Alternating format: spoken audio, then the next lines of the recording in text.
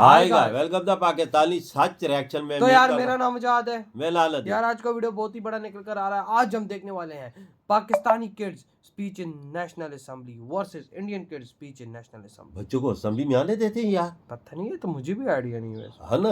चलो वॉच करते हैं, देखेंगे तभी कुछ आइडिया लगेगा। वॉच कर लेते हैं, कौन ऑन करते हैं, स्टार्ट। मास्टर खुबैबुर रहमान साहब, आपका माइक खुल गया, बात शुरू करें। माशाल्लाह। मेरा नाम खुबैबुर रहमान है और मेरा ताल्लुक Islamabad model college for boys F84 से है। जनाब स्पीकर और मौजूद मेंबरान पार्लियामेंट, अस्सलामु अलैकुम। मैं अक्सर अपने वालिदैन के साथ बाजार से खरीदारी करने जाता हूँ, तो मुझे वहाँ अपनी ही उम्र के बच्चे या मुझसे कुछ छोटे या मुझसे कुछ बड़े बच्चे नजर आते हैं। अच्छा। कोई बच्चा गुब्बारे बेच रहा है तो कोई जूते पॉलिश कर रहा है, कोई किसी मैकेनिक के साथ काम कर रहा है तो कोई किसी होटल में बैरा बना हुआ है। क्या करें? दुख तो तब होता है जब मैं किसी बच्चे को कॉपियां, पेंसिलें और यहाँ तक के खिलौने बेचते देखता हूँ। सच पूछिए तो खुशबू भी चुभने लगी मुझे, देखा जो मैंने फूल को कुछ फूल बेचते। जनाब स्पीकर, ये बच्चे अक्सर छोटे के नाम से बुलाए जाते हैं, मगर ये छोटे नहीं, अपने अपने घरों के बड़े होते हैं। जिस उम्र में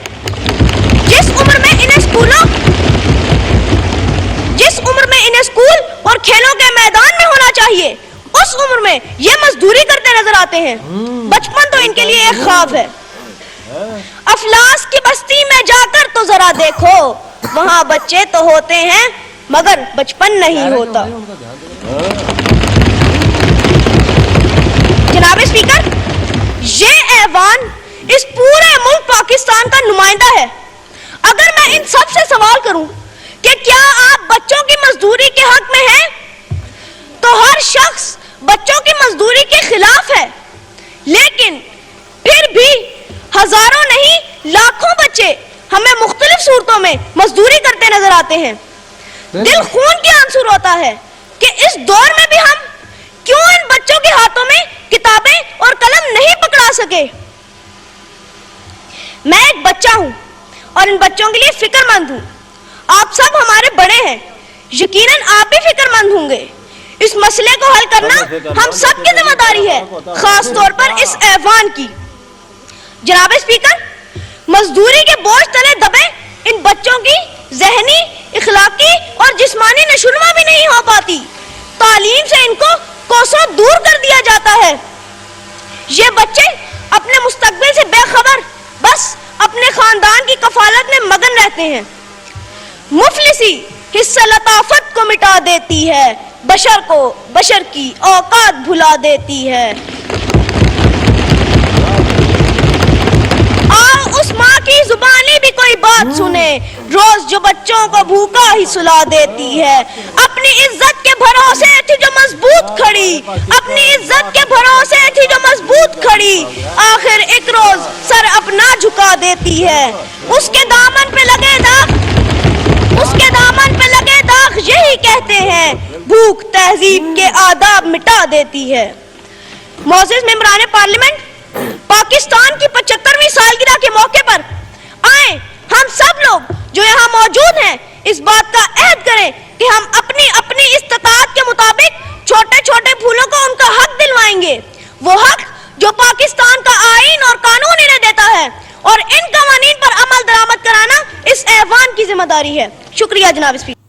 उत्तरम यत् समुद्रस्य हिमालयश्चैव दक्षिणं तद् भारतम नामम भारती यत्र संतति। इसका मतलब है, अर्थात उत्तर समुद्र,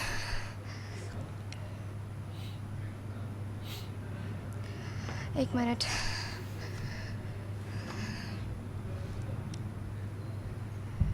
बच्ची इमोशनल हो गई। हमारा भारत देश जो उत्तर में हिमालय है तथा दक्षिण में समुद्र, और इस भारत देश में रहने वाले हम सभी भारतीय यहाँ रहते हैं। नमस्कार, यहाँ उपस्थित महानुभाव एवं यहाँ उपस्थित युवा शक्ति।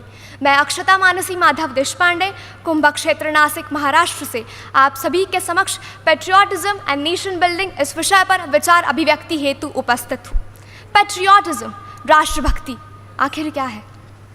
महाराज, आधी लग्न कोंढाण्याचं आणि मग माझ्या रायबाचं, जब तानाजी मालुसरे छत्रपति शिवाजी महाराज के स्वराज्य का सपना अपने कंधों पर उठाते हैं, वो है असली देशभक्त। हाय हाय हाय। जब क्या जमशेदजी बात की टाटा है, देश में रोजगार के सृजन हेतु अपनी स्वयं की संपत्ति समर्पित कर देते हैं, वो है असली देशभक्ति।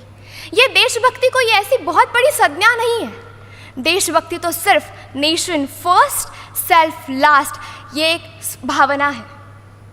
हमारे भारत देश में जो स्वतंत्र वीर सावरकर है, वो कहते हैं, देह और देव के बीच देश आता है और उस देश का हम सभी को देना लगता है। इसी समर्पित भावना के तहत कोरोना काल में हमारे भारत देश में जो युवा थे, वो हमारे गली मोहल्ले के युवाओं ने सारे प्रवासी मजदूरों को खाना दिया। हमारे आज के छोटे विद्यालयों के बच्चे भी अपना सारा कचरा कूड़ेदान में फेंक रहे हैं स्वच्छ भारत अभियान के तहत। उसी तरह आम प्रचारों का जो मतदान है वो भी बढ़ रहा है। तो ये सारी बातें हमें दिख रही है कि हमारे भारत में कितनी प्रगति हो रही है। मुझे इस बात पर तो कोई आशंका ही नहीं है कि हम सभी देशभक्त हैं या नहीं। हम सभी देशभक्त हैं, पर हम सभी को हमारी इस देश प्रेम को, देशभक्ति को देश शक्ति में परावर्तित करने की आवश्यकता है, क्योंकि हमारी यही देश शक्ति हमें राष्ट्र उत्थान की तरफ लेके जा सकती है। हमारे प्रधानमंत्री नरेंद्र मोदी जी कहते हैं, we want nation building a people's movement. हमें राष्ट्र उत्थान के लिए जन भागीदारी की आवश्यकता है।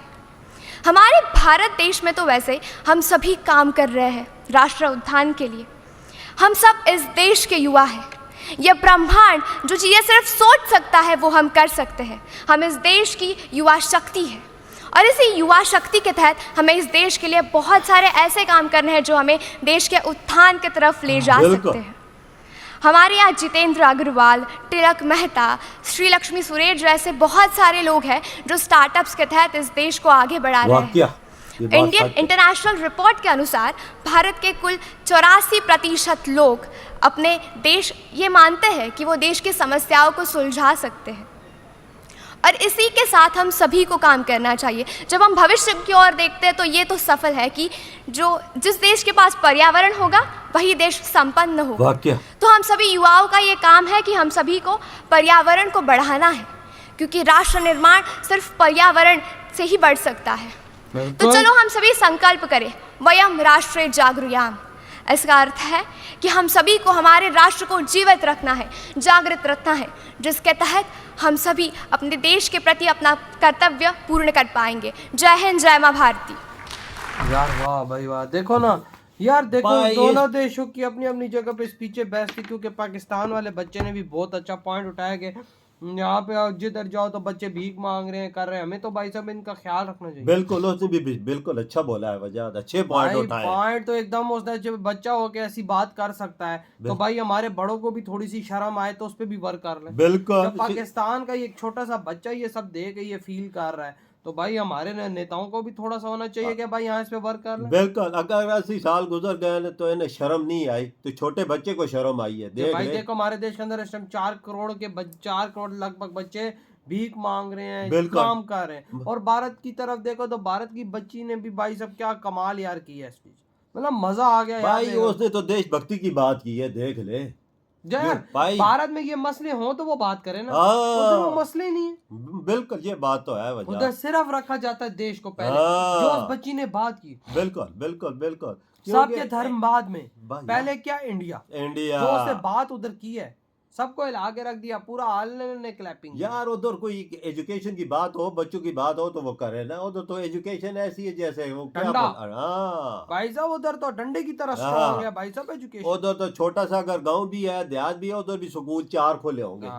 गांव के अंदर भी 4 स्कूल होंगे। उधर तो हमारे इधर बड़े बड़े शहरों में 4 स्कूल नहीं होते। नहीं है वजह, नहीं है। हमारे जो बच्चे ने बात की वो सही की है, तो इंडिया के बच्चे ने भी बात सही की है। बिल्कुल भाई, अपना अगर हमारा देखे तो हमारे वाले ने धोया है, वो थोड़ी सी शर्म दिलाई है कि भाई देखो यार, मुझे देख के ऐसा हुआ है, तो आप लोग नहीं घूमते हो? आप मुझसे तो बड़े हैं, आपको भी तो सोचना चाहिए। उसने ये भी पॉइंट उठाया है। हाँ ना, कि भाई हाँ, सबको सोचना मैं चाहिए। तो बच्चा हूँ अपनी जगह पे, मैं भी ये बात सोच सकता हूँ, तो आप मुझसे बड़े हैं, या आपका काम है सोचना और इनको आगे बच्चों को पकड़ के स्कूल में भेजना। बिल्कुल ऐसा ही। बिल्कुल और भाई ऐसा लेकिन होता नहीं है। नहीं यार, वजह हमारे देश में बेड़ा गर्क है, बच्चे मजदूरी कर रहे हैं, भीख मांग, क्या हाल है उनका बेड़ा यार। गर्क। छोटे बच्चे अगर तू गाड़ी लेके निकल बाबा किधर बाजार में या किधर है, तो तेरे पास 600 10। बच्चा आ जाएगा वीडियो में। हाँ भाई साहब, आपके क्या थॉट है इस कंपैरिजन पर जो दोनों देशों के बच्चों ने की है?